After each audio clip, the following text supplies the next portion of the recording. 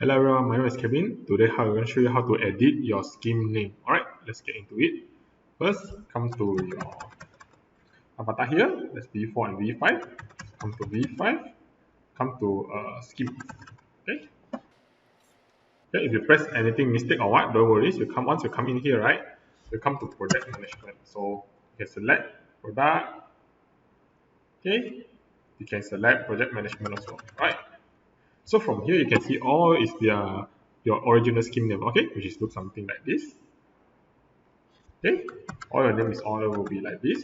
Okay, so to edit, you just come here, press edit scheme.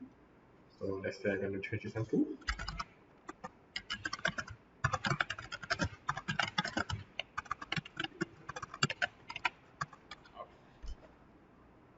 okay.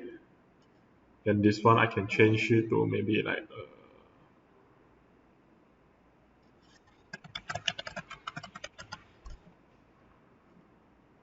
okay.